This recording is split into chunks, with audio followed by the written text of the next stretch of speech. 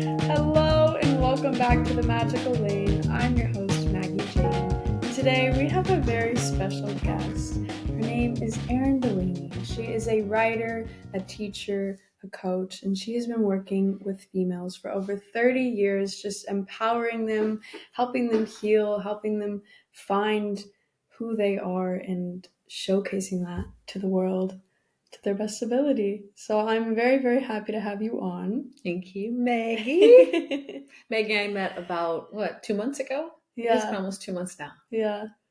It's been really, really sweet. Really sweet. Great connection. I've learned a lot just from being in your space and being in your presence. So I'm very grateful for that. But I want to dive right into it. Let's do it.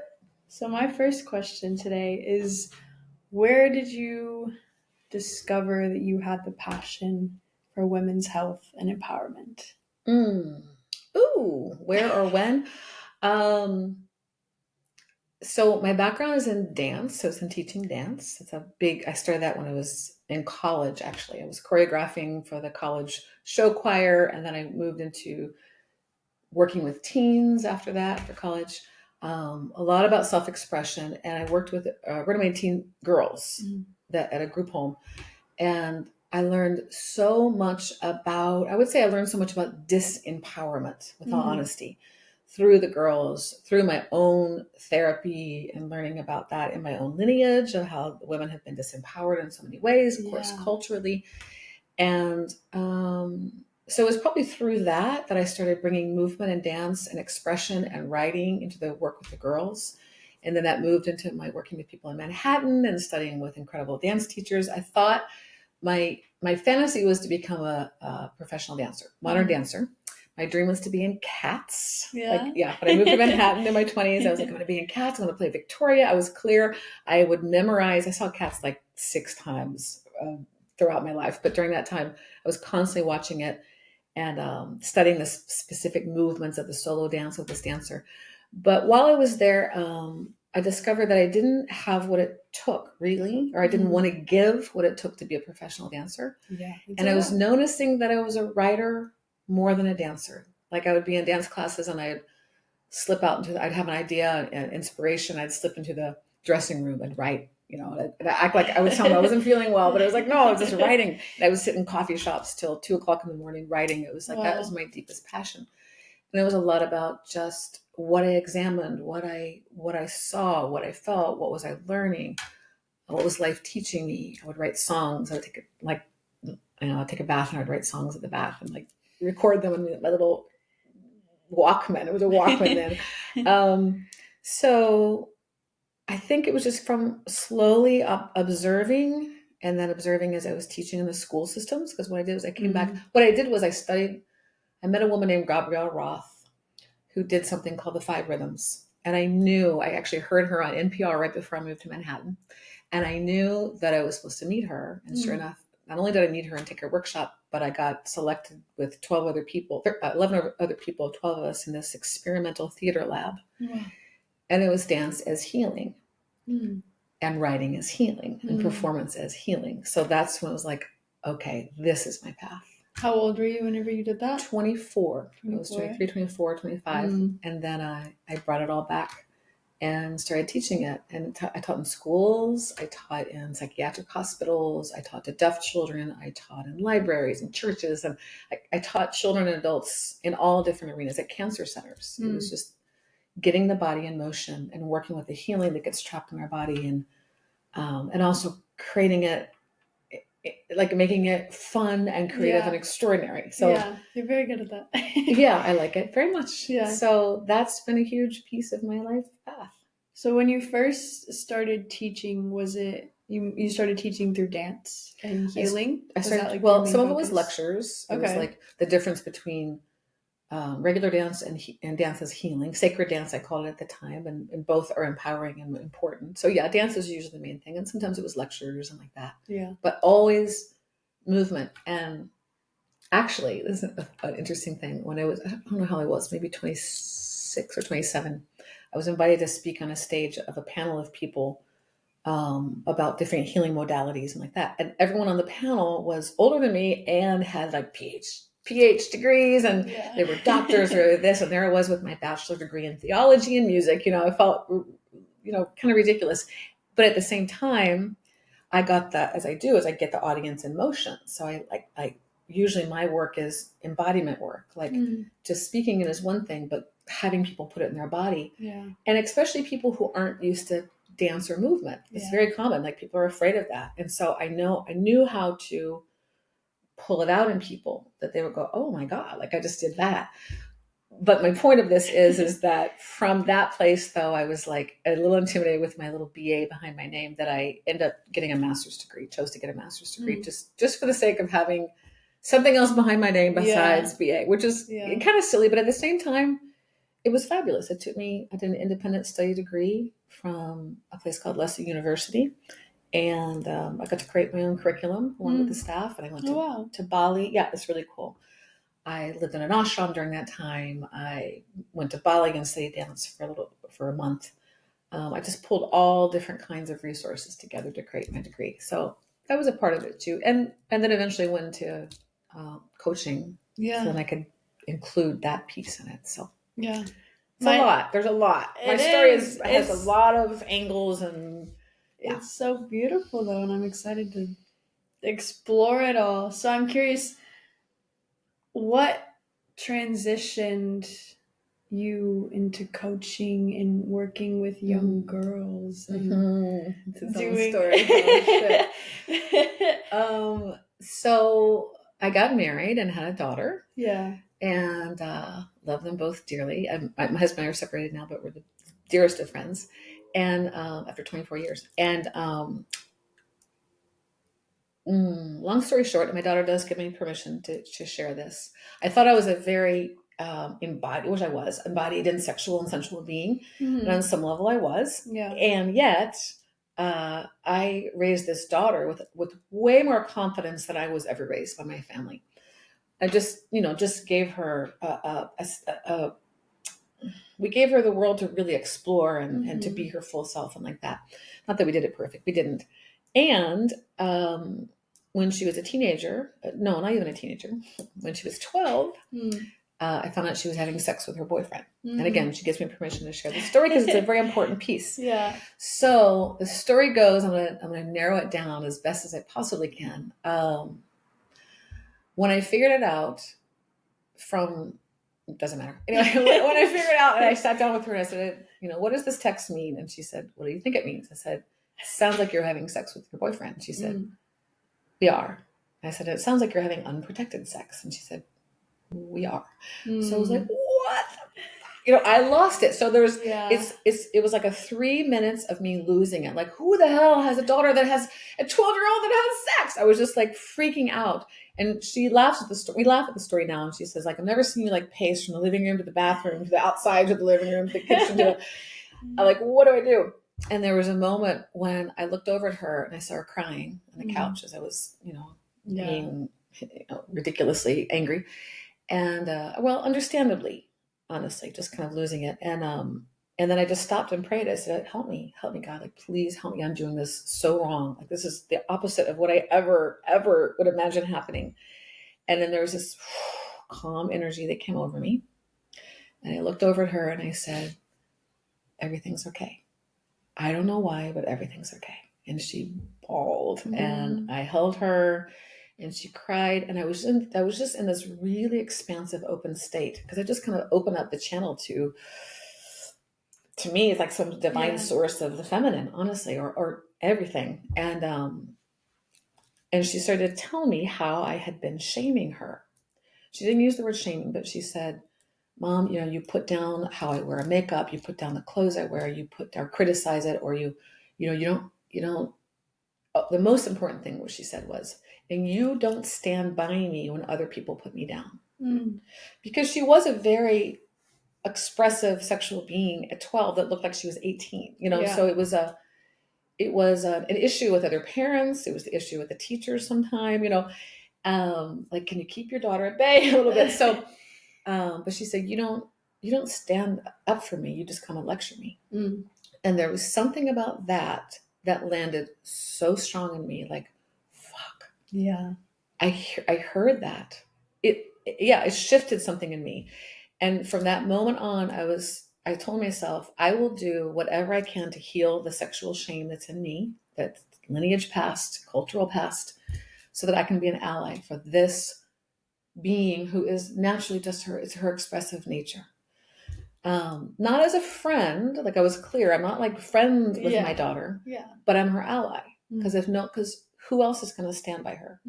Because she will get criticized, and she was definitely, she faced a lot of tough bullying. Well, not bullying because she's really tough, but a little bit unkind words and labels and like that. And so that's where it started. So I did my own sexual healing work. Not to say it's complete. That's always a continuation of growth. I started studying about it. I took courses. I did tons of things. And then I became the mom who kids would ask about sex to. Like when I pick them up, take them to school. And I would check in with the parents. Listen, your kids are asking this. How do you feel about me telling my truth about it? And they say, go for it. Like, thank you. So what I remember most is the kids in the back seat asking a question about whatever, jobs or just whatever different kind of things. They would go, wow, that's very different than my mom talks about it. Or it's like I just had this expansive experience of, I always did anyway, but it was more so. So then I started teaching moms of how to talk to your daughter about sex. I had some courses I would give. People would bring me to their group of women and I would talk about it. And then I was working with one group of women in Australia because I know one of the sisters, and so she got together a group. And that group in particular said, please teach our daughters what you're teaching us because they can't hear it from us. They can hear some of this from us, but they can't hear all of this from us. They won't listen. So that's when I was like, okay. Now, I'd already gotten the clear message in many different ways that I was supposed to be working with teens. I knew it. Again, because I worked with them before. So I was kind of putting it off. I was kind of scared. But in that moment, I was like, okay, let's get them together. Let's get them on a screen. Let's get them on a Zoom call. And the minute that I sat at my desk and there were these 8 girls and the screen, I was like, this is it. This is it. That's so This powerful. is my work. Yeah. It's very powerful. It was my favorite group. I mean, I've had many groups, but that one was, well, I shouldn't say my favorite, but it was a really powerful group. And continues to be. I didn't know you worked with moms. I worked with moms for a while. And I still do to a certain extent because whether I'm doing one-on-one work with teens or I'm doing the online course, I always let the moms know what I'm covering. I don't let them know personal information or the questions the girls ask, but I let them know, by the way, we covered this, this, and this, and here's a video I showed. And inevitably, the moms go, oh, I didn't know this myself, which is like, of course. Nor did I. Usually. When I was, this is the work that I've done to find out. And still. So I still work with moms. Sometimes I'll have, if I'm doing one-on-one with a girl, the mom will ask, can I have a session with you? Of course. And my work used to be called Mother-Daughter Empowerment. Now it's called Empowered Daughters. And that piece of the mother-daughter connection is so important, especially around sexuality, because I've seen again and again, including how it happened to myself, once our daughters start moving into their sexual expression, it's going to trigger what we have unhealed. Inevitably. And it's tricky as fuck. It's not easy.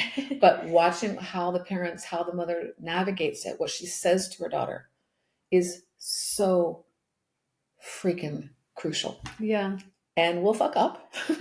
And then we can make up. I mean, then we can oh, I'm so sorry. It's okay to make mistakes. And that's the beautiful thing about fuck ups is they can be healed. They can be healed.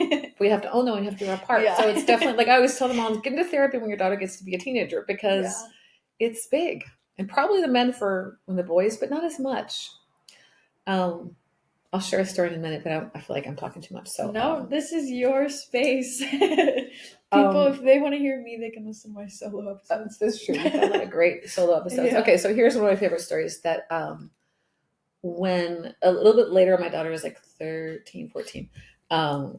She was in a relationship with another guy, and we knew that they were having sex. So the 4 parents got together on a phone call.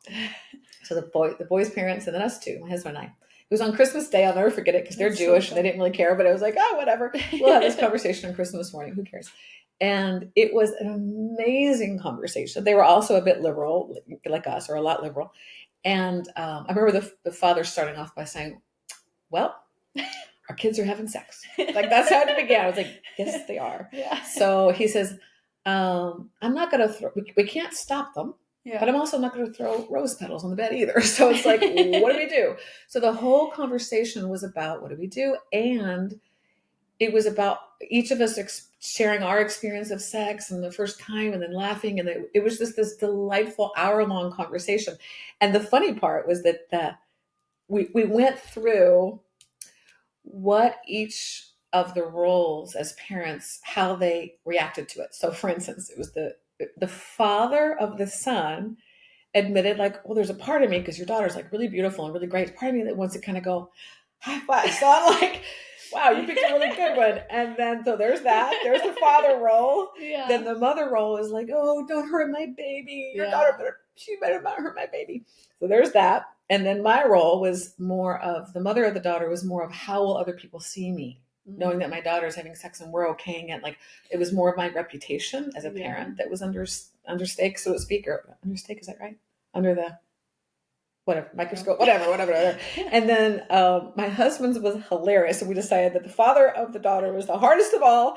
But the only thing I remember him saying is like, because he kind of wanted to control it, but you can't. It was a tricky thing because, well, I want to control. She can do this, but not this or this. And I would go, you can't control what a female does with her body, not even your daughter. And she will find a way. I promise you. I did too. It's like, that's not how it works. He's like, well, then what do I do? But he made a funny comment of he said, yeah, well, I had the thought, like, when your son comes over, oh, you think you're mature enough to have sex with my daughter? Well, why don't you come out here and help me fix my car? And then you can come to the garage and blah, blah. We cracked up. It was just like his position was way more like, oh, blah, blah, blah, you know. So it's fascinating. Yeah. It's a journey, and and it, like, I could say so much. The thing for me, when I first, even before I found, even when my daughter was younger, she was like 9 or 10, I went to a lecture about sexuality at her school, and I was really looking forward to taking notes and seeing what was going on. And the person who gave the lecture, it was so negative focused. And there's validity to that. You know, there's a lot that the girls are facing now, you included, that I didn't face when I was young. Like, we didn't have social media. We didn't have accessibility to porn like that. We had to go and have somebody rent. You know, it's like, it just wasn't that. Yeah. A lot of things we didn't have, so it made it, you know, some of the things are the same because we're just all human, but but a lot of it was so much easier, or at least less complicated, I should say. Yeah. So looking at the negative influence, I mean, even the songs, like, I think about the songs I grew up with, like, they weren't like what they weren't now. like now. No. They weren't like now. Let's just say that. Yeah. So they were just so much more pure and about the love. And sure, they get like sexy and stuff, fine, but it was not pick uppy. It was just very different. So though I think it's important that we address the songs, the drugs, of course, all of that, the accessibility and porn, all of that. I teach those in my course. But what was missing for me in the lecture was, and who talks about the extraordinariness of sex, of sexuality, of being a female, of the female body, of the male body, of the dynamics, of the love, of the adoration and the respect, and like, who talks about that? Nobody. And most often, the parents won't either, because the parents' role, which is partially true, is to protect. Like, in particular, let's talk about daughters, is to protect your daughter, to make sure she doesn't get harmed, obviously. So therefore, we're going to focus on be careful, be careful, be careful. But in the meantime, who's telling them about, and it's so wonderful. Like, it can be so wonderful. And here's how you navigate that. And here's, no one. So when I left that lecture, I was just aware of all that was lacking. And then I started kind of looking into it. What do they teach in schools? Oh, wow. Like, so generally so minimal. Consent. If I showed a little video, I remember my sex education. It was very like, I really don't remember much of it because I feel like they didn't teach you anything. Wear a condom. Right. Don't get pregnant. Right. Don't have sex. Abstinence is the best option. Right. But that, that kind of gears me into my next question of what would you say is like the top ways people start to build that negative relationship with sex? Like, what are those top causes? Ooh. Well, give me a picture of what you think is a negative view of sex. Are you speaking from the male perspective or the female perspective? Female perspective. Okay. This is for the women today. Okay. Feeling shameful, or I guess from my experience, I for the longest time would have sex as validation. Mm-hmm. So from that angle. So your question is what is one of the number one negative things? What are the causes that Social media. Yeah. Number one. Yeah. Number one. Of course. I mean, the closest I had was magazines as comparison. Of course, each other.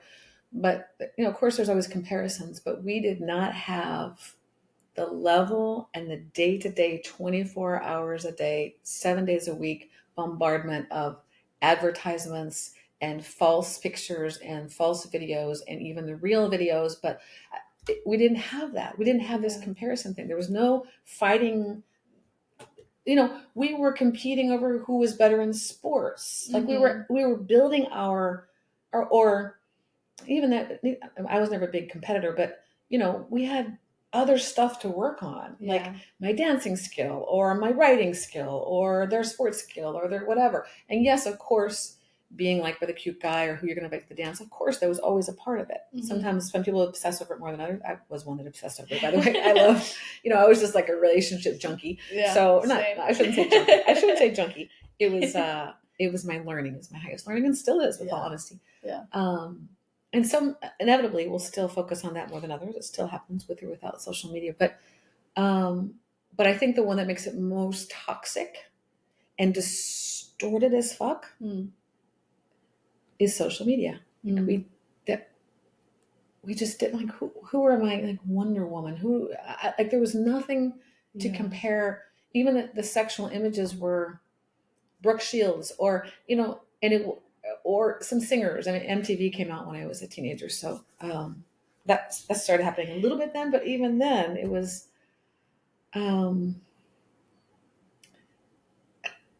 just nothing like it is now. Yeah, we might do a couple things, change our hair, whatever, but we didn't change our.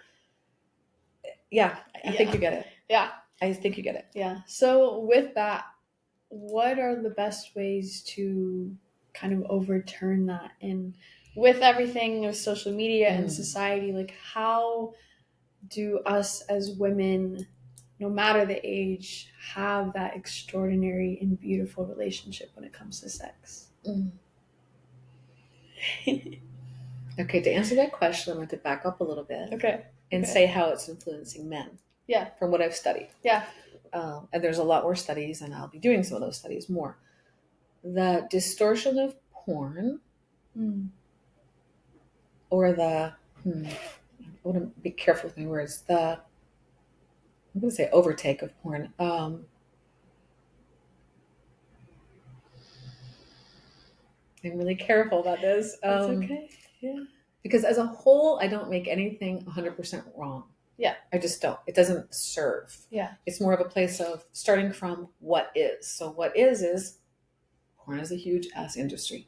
And I'm not here to overtake that or knock it down. It's just like, it is what it is. And it may be there for a long ass time to make it more distorted, and who knows, but probably. But it is what it is. And then there's like a lot of motion. And then the question is, how do we work with it? So young boys, because I saw it happening to my daughter and her friends, they start watching porn as early as 9 sometimes. I mean, and then she talked about how in school, she went to a private school, but for a little while she went to a public school for 1 month, actually. She wanted to go to public school, so we gave her 1 month and it didn't work out. So she went back to a private school. Yay. But, like people could watch porn during the class. Yeah. Like it's just easy, right? It's that accessible. Sure. So of course their distortion or their view of females is way more objectified. not that it wasn't before, but it's so different. And then when you see it constantly in action, of course, there's a major ass addiction to the screen itself, then to porn itself. I've seen it that the benefit, which is interesting, I'm going to throw this out, that my husband and I separated, and so I started to go in the dating field, which is like I haven't for 24 years, which means I got on a dating app at first. That was a part of what we were, anyway. So I got to a nice, full, solid year and a half of experiencing. And nothing was terrible, by the way, partly because I'm older and I know how to take care. And I always, even when I was younger, I knew how to take care of myself. I've never had any. Yeah. I'm very blessed that way. I just have a strong personality that I didn't have any negative sexual experiences. I just didn't. Yeah. I knew how to like shift it and make it what I wanted. I mean, whatever. I just did what I did. But yeah, and that's something to be taught in and of itself. But where was I? Oh, I'm seeing what's out there more. And what they're up against. And I have compassion for it, with all honesty. It's like, because I'm never unkind, and I've never been treated kindly necessarily, but I'm just still seeing what men are up against, including, erectile dysfunction at a younger age, because they're so. I asked one guy, like, specifically, that I was seeing for a while. I said, "What do you think causes that?" Because he says, "I had this for a while," and he said, "From masturbating all the time." And I said, "To porn?" He said, "Yeah." So it's not just the masturbation itself; it's the visual, and the obsession and addiction to that. Like, one of my favorite films is, or one that, I wouldn't say it's my favorite film, but there's something called Don John. It's a dumb name, but it's about a guy addicted to porn, and it's really important to watch, I think. And I have the girls watch it. So I know I'm going out all over the way to get to your question, because it's important. Oh, it's so important. It's so important because it's the whole thing of like, there's so much that's missed on porn. You don't see the hand holding, you don't see the face holding, you don't see the kisses, you don't see the caresses, you don't see the adoration, you don't see literally getting to know someone's body. You don't see so much, so it's missing. Now, I don't necessarily think there's anything wrong with just like someone wants to get off and they have, so I just read something about that normal sex that's not more conscious sex is just like getting using a body for masturbation. So, okay. And that made sense, right? Yeah. So it's like, oh, that's a way of putting it. And I can see, and it's not terrible, there's still connection regardless. I mean, people think, oh, it's just that, but there's still a human touch that's real. And there's still a heart that's beating. So it's not really as shallow as it looks. Men or women may not be able to connect it, but it's still happening. Yeah. There's still energy that's happening. Always. Sometimes women are more tapped into it. Not always. Men are as well. Yeah. So a boy or a young guy sees these perpetual things on porn. They get together with a girl.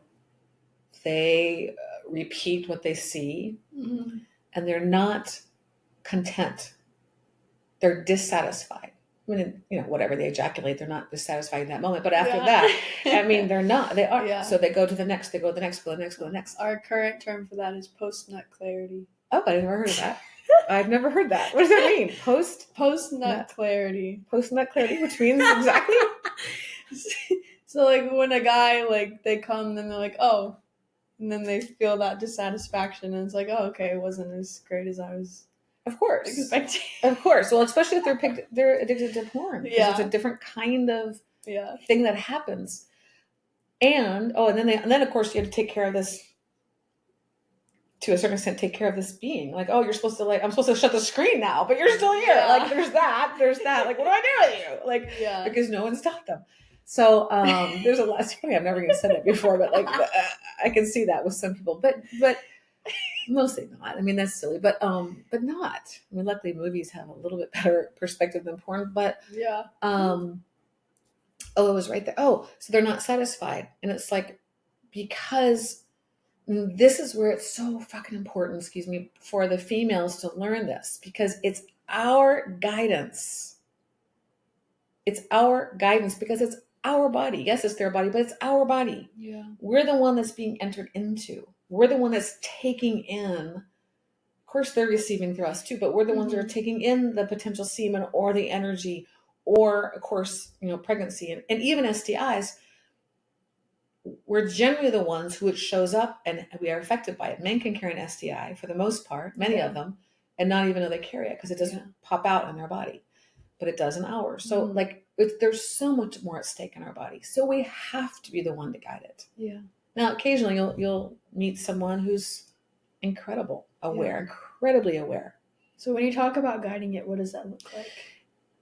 Definitely the boundaries. Yeah. Of course, people hate that word, but it's so important. Like, we don't hate that word when we're creating a home that has boundaries that keeps us safe, or we're boundaries in our car and there's rules to follow so we're not killed. Like, we don't hate that word. We live by that word. It's very important. Or when we get to say yes or no to. In sexuality, we get a little more fuzzy with it. Mm-hmm. And I get it. It's like, because we do go into a certain trance. It's funny. I had a couple of dates with this guy who loved. I always talk about this topic on dates, and whether I'm sexual with him or not is just a topic. And they're always like, "Let's do this again. Even if it's just a topic, let's talk about this again." Okay. So, but this one guy was telling me. He says, "Erin, what happens?" And he's like too. He says, "There's a point in particular with a male that is like a veil comes over us. Mm-hmm. We go into a trance." Yeah. And on some level, it's true for women, but not the same, because our focus tends to be, as a whole. I think a female body, we're aware of so much all the time anyway. What's going on? Who's in the next room? Blah, blah, blah, blah. As a whole. I'm very careful not to be too stereotypical because it's not totally true. Yeah.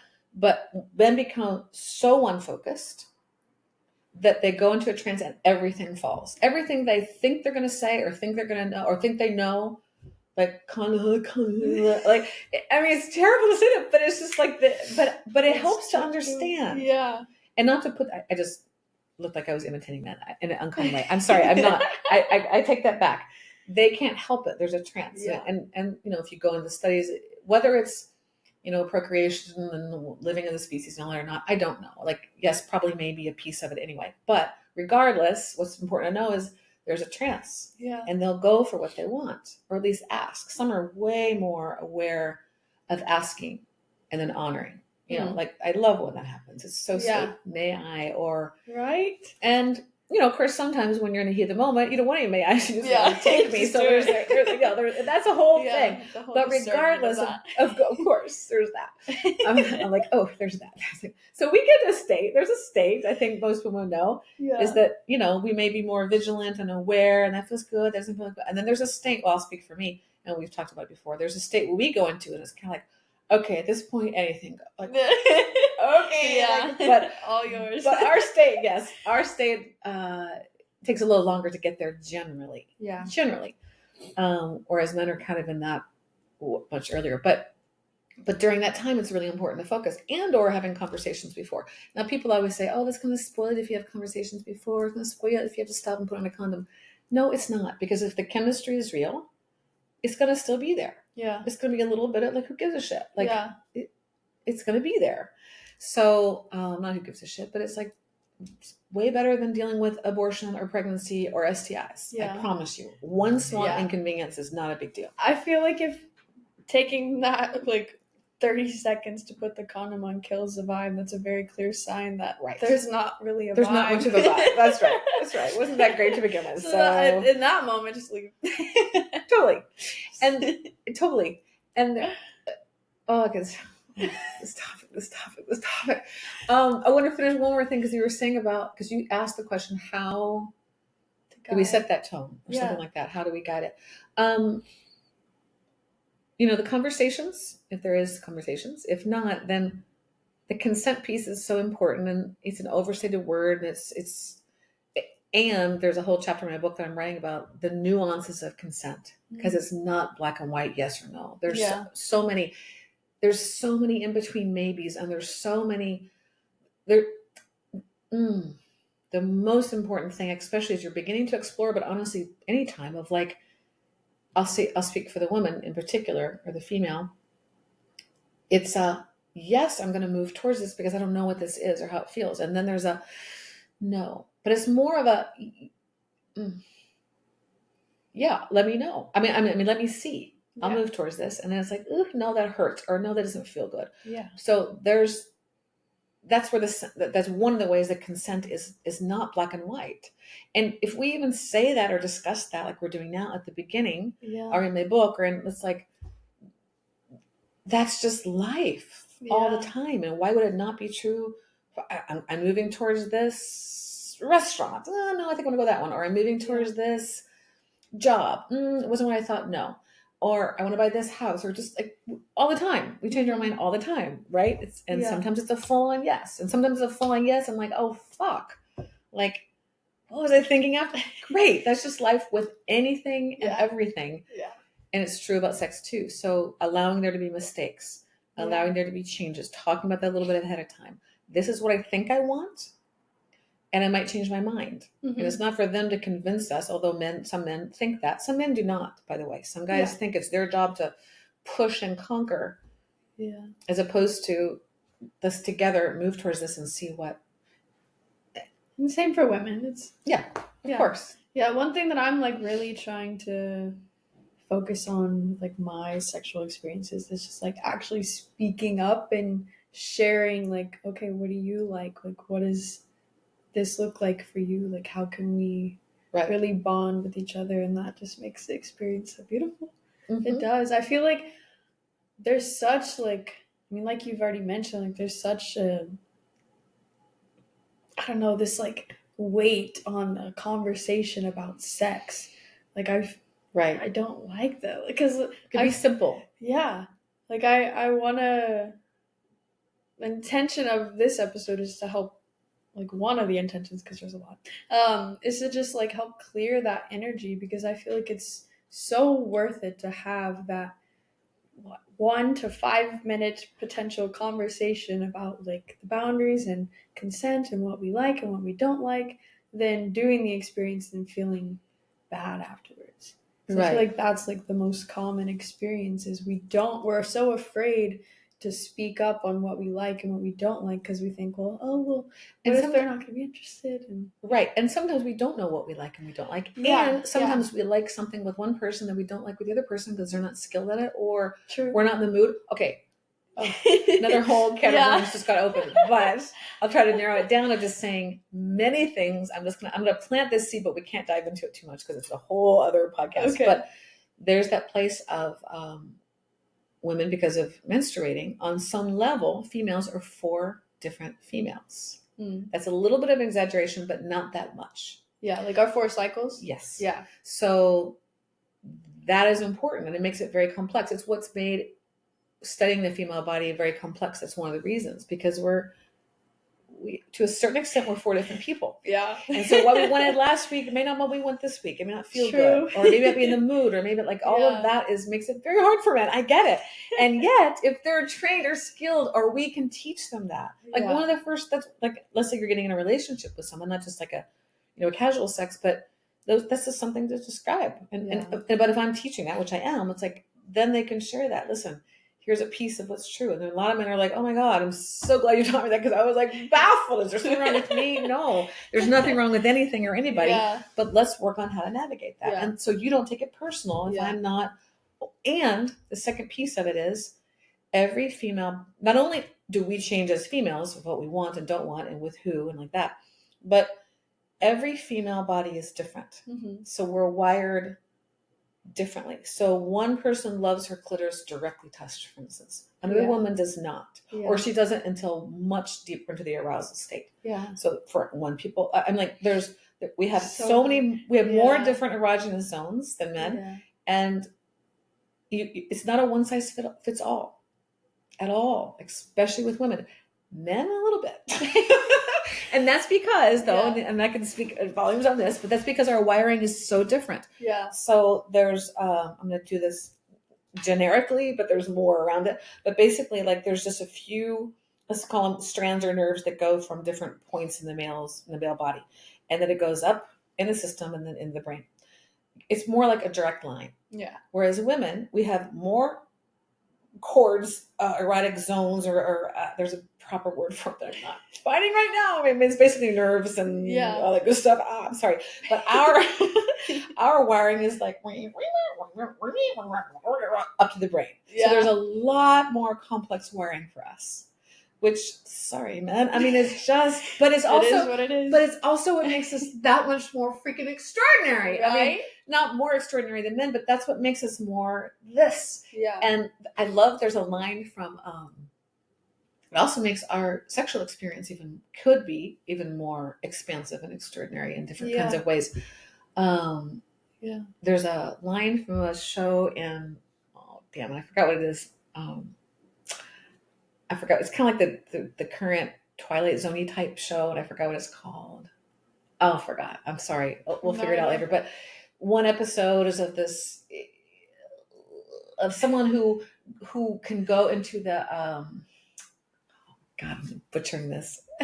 I'm just going to go for the line. The line is that a man gets to be a woman in the video games of the AI creatures. That these two people get to enter them anyway. One of the men gets to be a woman and gets what it feels like to have sex. Gotcha. So he's talking, so he's talking about it and telling his friend. He's like, "Man, like when I'm a man, it's like just playing a string guitar. But when I'm a woman, it's like I have a whole fucking orchestra in here, man." And I love that, and it's true. Yeah. It's true. Yeah.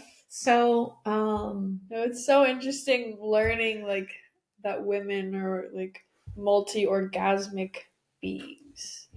That's something I've been learning a lot about recently, and it's fun. It's like sometimes it's really annoying because it's like once the man, finishes, it's like all right. Then like once we get going, it's like we just want more. Of course.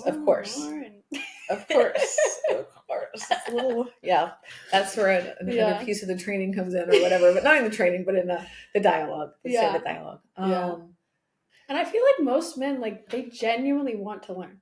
Mm-hmm. I feel like every man wants to learn. They just don't know how, because I feel like another part of that is most women also just don't know. They don't know themselves. Yeah. Right. So that's like the whole thing. Right. But I want to dive back into the cycles of women.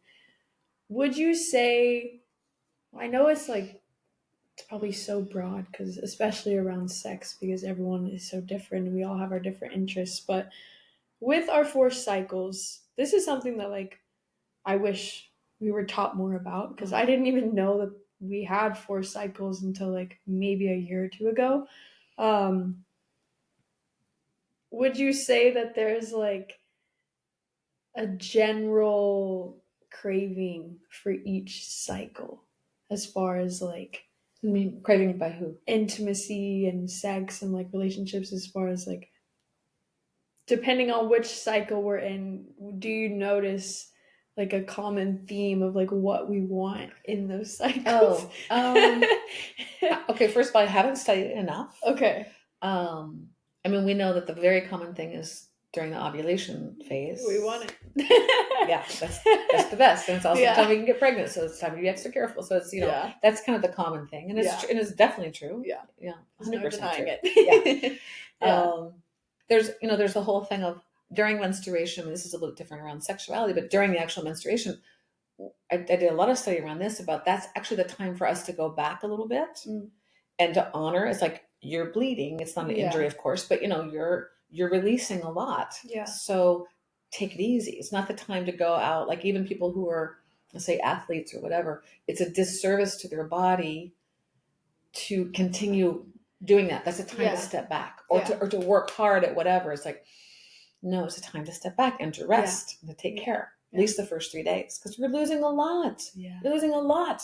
No, I've started really prioritizing that. I sleep a lot and I eat a lot of good food. Well, that is like my next question is like, what all have you learned just like through your studies and also with yourself on how to regulate yourself and your body and just like your energy through each cycle?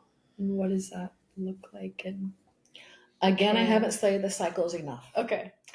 So I'm going to have to turn you on to another expert. Okay.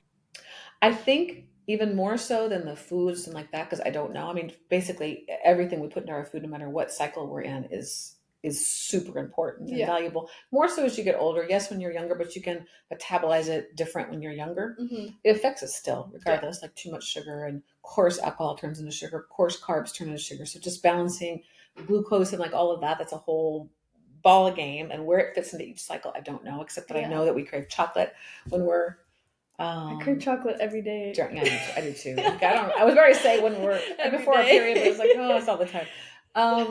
But I will say that to me, even more, equally important to the food and what we drink, what we put in our body, is how we tend to our nervous system and emotions.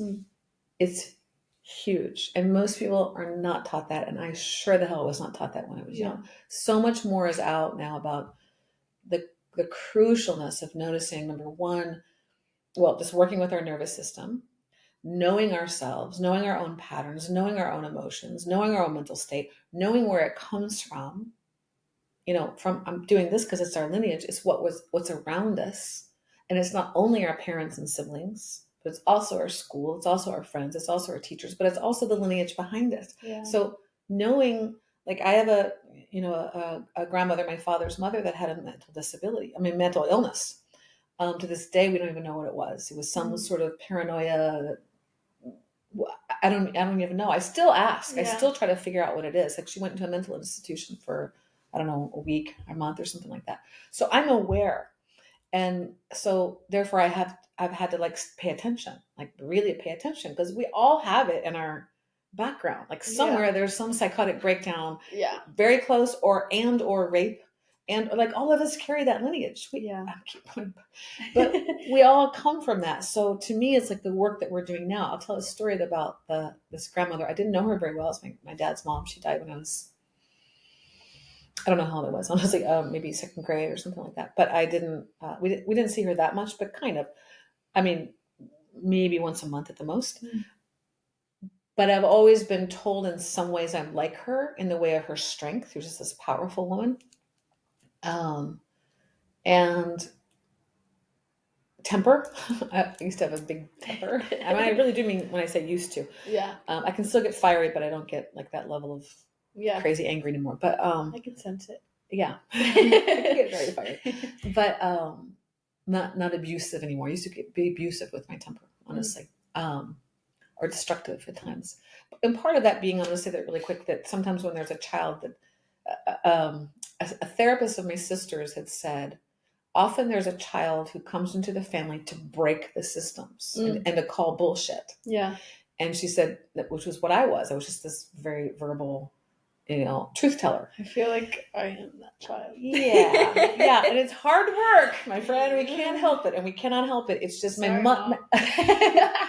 Well, but it's an important little piece, because of what this therapist had said. She said, what happens is they become a threat to the family, and unconsciously the family, you might not have experienced this, but the parents are so threatened by it that they'll turn the family against that person, that child. Subtly sometimes, but they'll make them the bad one, the wrong one, the scapegoat, like that. And really they're doing their work and it doesn't mean I did it gracefully. I was totally obnoxious at times or whatever. Yeah. But it wasn't until, like, I was in my 20s and my mom and I started getting into psychology, and we learned about that. And my mother said, you're the one that's going to break the patterns. She said, I see that now, and I'm so sorry for squelching you and putting you down. And she said, you're a force. Yeah. So I remember taking this course together in the psychology weekend, and the speaker was talking about that, there's a child, and they're the blah, blah, blah, they're the catalyst. And my mom looked at me. I was like, I know.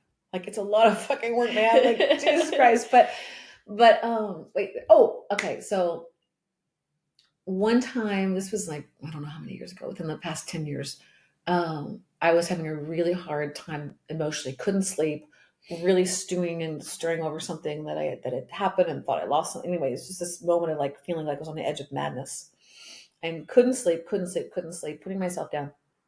And I heard the voice of my grandmother, the one I didn't even know that grandma, didn't know her that well. And she said, get up. All right. I sat up and I heard her say, you have the tools. I did not use them. It was so clear. Like, what the fuck are you doing? I was in your place or whatever. No one around helped me. No, like, everything was put down or whatever. You've been studying this shit. She didn't say that, but use it. So I picked up my journal. That was my first tool. There was a spiritual book next to me. There was another tool. I have a mantra that I use. Use your freaking, like if you said the mantra in the past 3 hours when you've been going crazy, no, like use it, sit up and meditate, do whatever, like, dance. Like those are my outlets, but like do it. Don't just lay there and stew in this family lineage of madness. Like do it. And that was one of the most important moments of my life. I like, it's powerful. Thank you, Grandma, who I don't even know you very well, but I could feel her pain. You do. I do. I knew her then more than ever.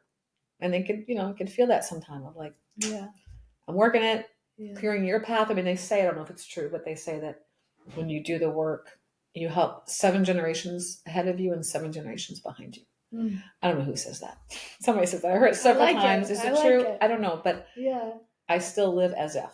Because even if it's not true, if you live as if, then you just will keep on the path. Like, oh, it's not just for me, it's for you, and then everyone around me and every relationship I get into. Hell yeah, I'm on board with this. Like, I'll do it till I die. Like, and why would I not?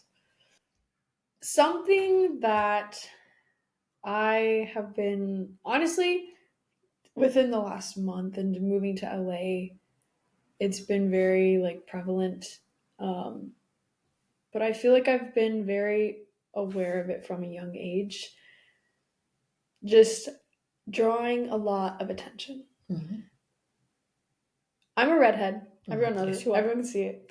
And that in itself draws a lot of attention. Like, I just remember growing up, anytime we would go to a grocery store, all the grandmas, oh my God. Right? I love her. She looks just like my niece. So, like, I've been getting so much attention my entire life.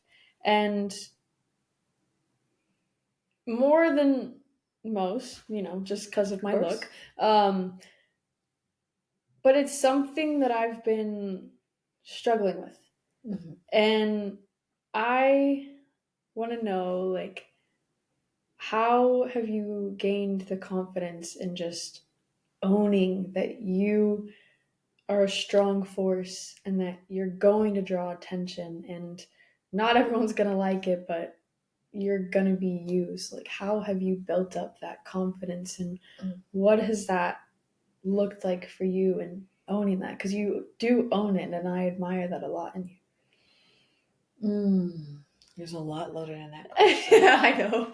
Like as you were speaking, I was like that and then that and that and that. I think one of the most important things to say is when you have something that stands out or you're aware of drawing attention for whatever reason. There could be thousands of reasons, and your hair, but it's also what's behind, the energy. The energy. Yeah. The awareness, the attunement, the that's the main point. Energy. Like, the red hair is what made me notice it, but the energy it was already there. Right. Yeah. So for me, it's one of the most important things is to make a commitment to use it responsibly. So it's almost like, let's see, let me feel into that a minute. Yeah. My mom had this in her own way too. She's just stunningly gorgeous. So it's a way of constantly, again and again and again, offering it up, offering myself as a channel, as a, like, so it's like I open my hands a lot. I look at my hands a lot, and I open my hands a lot of just like wherever I am with nature in front of an altar or whatever it is just that place of, and here I am, like, let me serve the highest. Let me serve the highest. And I'm aware when I get an ego. It's not that ego is bad or wrong. I'm aware when I'm like, ooh, that feels really good. And I want to, like, not take advantage, but, I want to, I want to have fun with it, which is perfectly fine. Yeah. But keeping that humble awareness, like I was told by an astrologer, she said, I have what I would call a blessing. She said, you have this part of you that's this doubter. So I do have the confidence, or I wouldn't even say confidence. It's funny. I don't even use the word confidence. I just have a gift like that, like we all do, whatever. We all have our own gifts, different ways. So I have my big personality gift with curse sometimes, but I have that energy or that bright, whatever. But she said, but you also have in your chart a doubter. She said, you have a strong doubter that's always second guessing. She said, it can go against you, but she said, just keep it intact. Like ask yourself, can I do it? No, I can't. Can I do it? No, I can't. Can I do it? Yeah, I can. She said, you're going to have to ask yourself 3 times at least. And she said, the blessing of it is it will always keep you humble. You'll always have humility with what you're doing. So if you don't have that in your chart, then that's something you have to cultivate and really use of you're not better than everyone else, or not you, but we're equal. So constantly we just have different gifts and constantly uplifting others. Yeah. Like that's the thing, like, cause I don't want to be standing alone. Like I want to uphold this person's gift and like we're in this dance together. Yeah. Like there's that, and I come up against it. Believe me, I can tell when people are judging or whatever. And I used to be so sensitive to it. And so then I would shrink a little bit. Yeah. Yeah. The shrinking isn't beneficial. And we do it. And if you shrink a little bit and grab it's okay. It's not like a terrible thing. We're going to do it. We're going to hide it sometimes. Yeah. That's a part, like in the whole, like we're expansive and we shrink sometimes. And the shrinking is not even wrong. Shrinking could also just be going within, like backing up, taking inventory, and then going back out. I turn that into my like observer mode. Yeah, and we have to have that because no one, even if they're like Michael freaking Jackson, it's like no one is going to be out all the time. Like you can't exist like that. You have to go back and retreat and figure it out. I heard him say something like, he was standing behind stage, and he wasn't on yet. They said something, okay, you ready to go on? He says, no, not yet. It hasn't kicked in yet. Because he was still kind of in his contracted. And then all of a sudden, whatever kicks in for him, kicked in. Okay, now I'm ready. And then he's like, shining. Yeah. But not that he doesn't, not that his shine's not there all the time, but there was a place of like, no, I have to shift into that. Like, because this is a part of me too. And I love that of like owning, no one can be on all the time. It's not even healthy. Like you get sick, definitely. Or your ego goes flying and you're going to crash at some point. That's something. Or get into darker things that are just like, not quite the most healthy path. Not you, but people. And yeah. That's something I've been really trying to learn how to balance. A big reason why I started this podcast in the first place was because I noticed like I'm a very bright person. I have a bright light about me and I've known that for a really long time. And I just know like throughout school, I dimmed that down and I was just talking about this, I think last week and many other times. But I would never like, because some people will like put others down to make themselves feel better. Right. But I kind of put myself down to make others feel comfortable. Me too. And so that's something that I'm learning how to balance, because like even being here in LA and like going out, like I still notice it in myself. It's like, yes, I love to be the observer, but there's also moments where like I want to be, not necessarily that I want to be the center of attention, but I want to just express yourself, be myself. Totally. And that almost always ends up in me being the center of attention. And it's like I'm learning how to balance that with I don't know.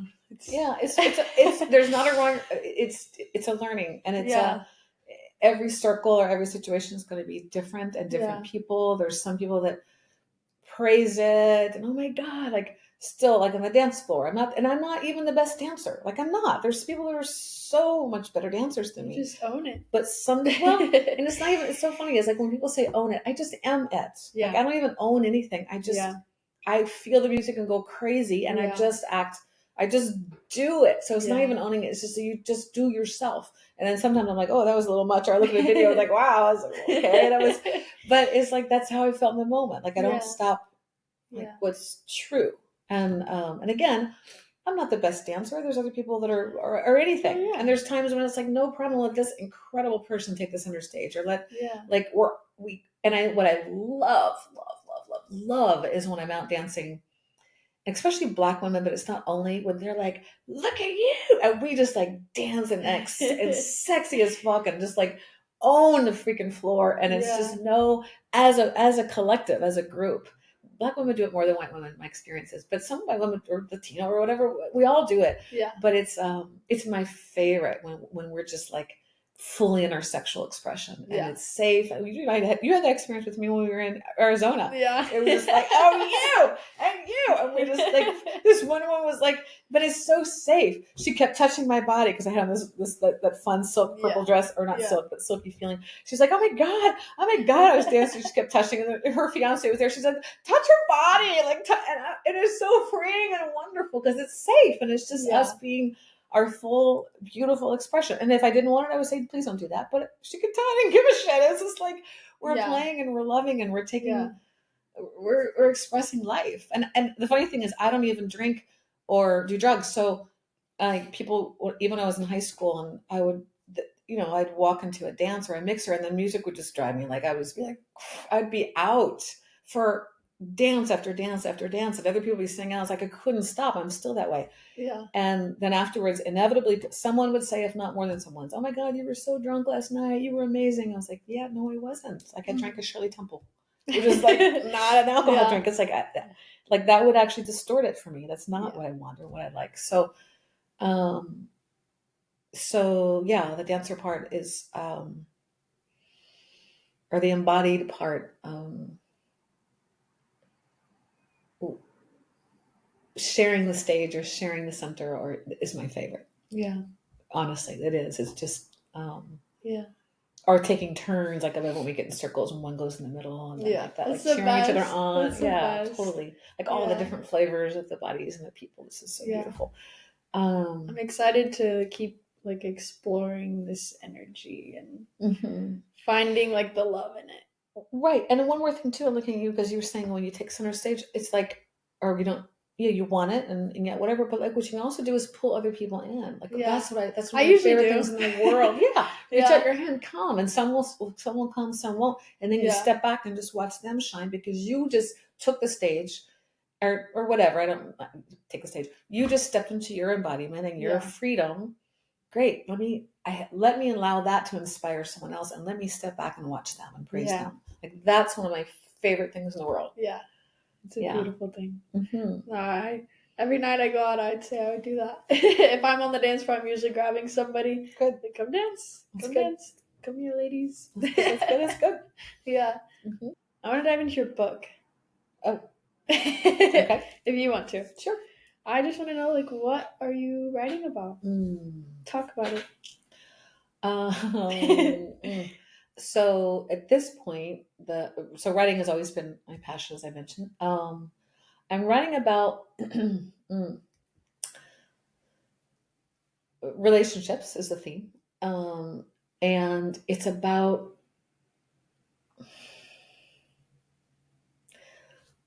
the things that we believe relationships are, because that's what we're taught. That's what the songs and the movies and the different things around the culture tell us that a relationship is, and it's supposed to be, and what's right and what's wrong, how to do it, and blah, blah, blah. It's about opening that up a lot. It's about really examining where things like jealousy or using people, or these terms that are negative and that are painful and that are, there's so many, about really examining that and looking at what's really going on.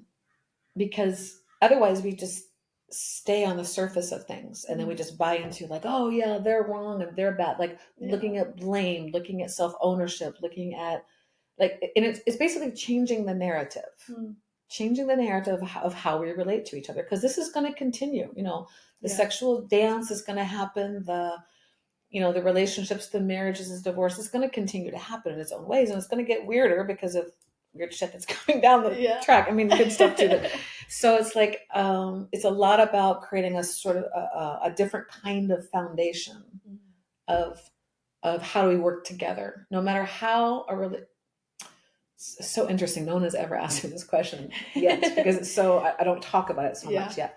But it's, how do we navigate the foundation moving forward so it's not an us against them? Because everything around us is doing this polarity, and us against them and good against that and whatever. Like, it's creating a different foundation of which to stand on and relate and love and care and devote. And these words that are not often connected with relationships: devotion, adoration, respect, care, allowing the formation to change while still remaining connected, and owning our parts, and it has everything to do with the empowerment. How do you stay empowered, and how do you empower another, even if there's shitty things that have been done, shitty things. I love that part of when someone, a story of many stories like this, but comes to a spiritual teacher and says, my husband and I are not doing well. She says, just love him. And she says, but my husband beats me or hits me. And she said, then love him from a distance. So the love doesn't have to change. The formation of how it is. But I still just even the concept of people of saying I still love every boyfriend I've ever had, every partner. How can I not love them? They shaped who I am. We grew together. And just because it changed, and whether it changed because of cheating, or it changed because of choice, or, everything's a choice. But I mean, whether it was a comfortable change or an uncomfortable change, the love still is there. I still love every one of them. Yeah. Why would I not? But that's not what's taught. It's this dumb bullshit of, I hate them. I don't love them more. Well, if you look, you probably do, but it doesn't mean you want to be in a relationship or have a sexual relationship. That's a different story. So it's how we narrate the story that's going to shift into less of this dumb divide. Yeah. It's going to let's work together. And then working with jealousy is another whole thing, which I'm not going to go into now, but that's a whole other thing that I've worked extensively with. That's okay, because I'm going to have you back on when the book is out. Do you have your title? That's okay. I don't.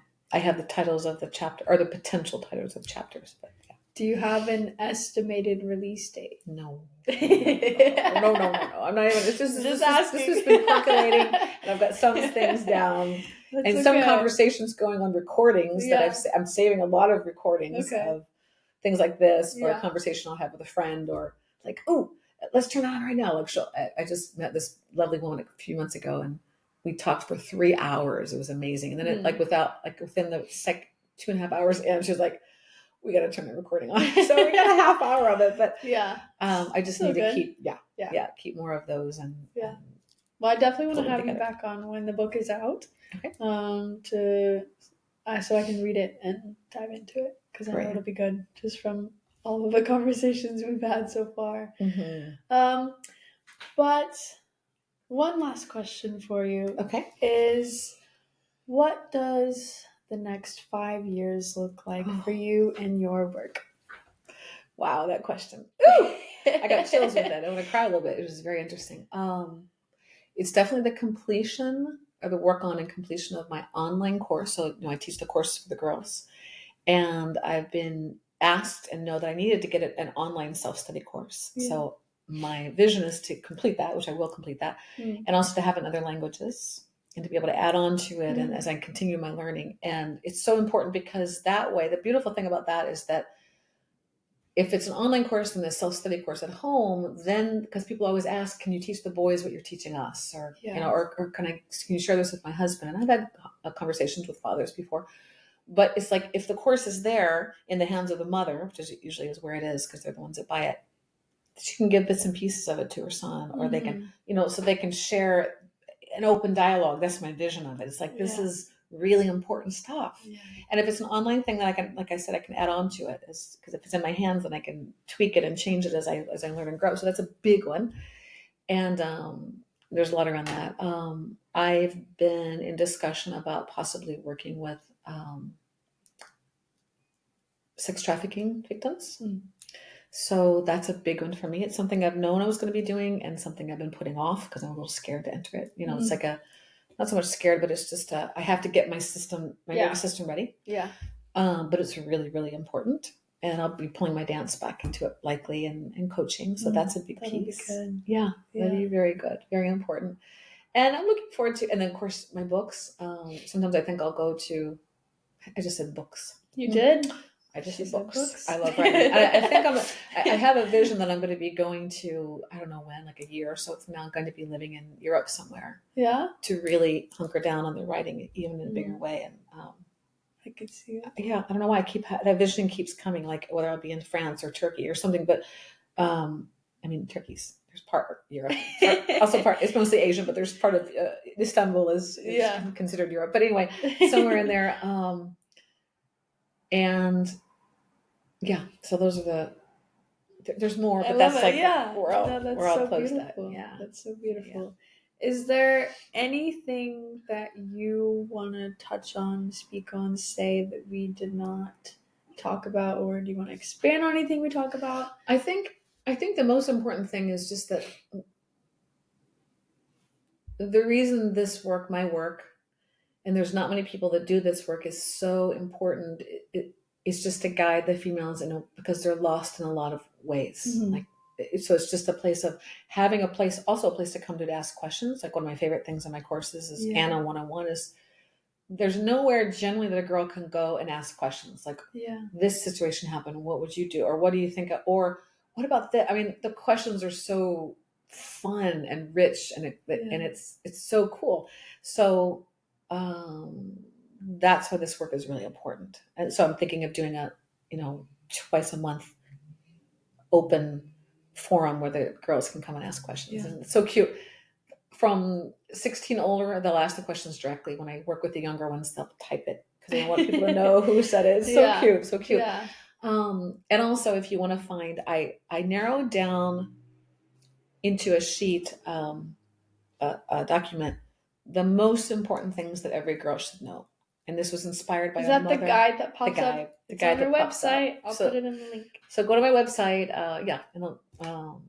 empowereddaughters.com, and then you can have the guide for free there to sign up for that. And I read it earlier. It's cool, right? Yeah. I mean, it's good. And I got it from input from people your age and a couple others. I mean, we kind of created, me and a young adorable girl from Australia created together to a certain extent. But she was giving me some really great tips of like what, and it came really quick. It came from a mother whose daughter took my course when she was 13, and then she was 16 and started having sex. And the mother called like, "Oh my god, I don't think I told her everything. I'm like, what do I do?" And I said, and she said, "My daughter won't talk to me anymore. Like, we used to have an open conversations, and now she's not talking to me. We're on sexuality." Yeah. And she said, her daughter said to her, "Mom, I took Erin's course. I know what I'm doing." So, but her mother was still like, "How do I know that she's really safe?" And I said, "Okay, let me create a little guide for you that you can give to her, like 1-page guide." Because sometimes mother gives her daughter a book, but books are overwhelming.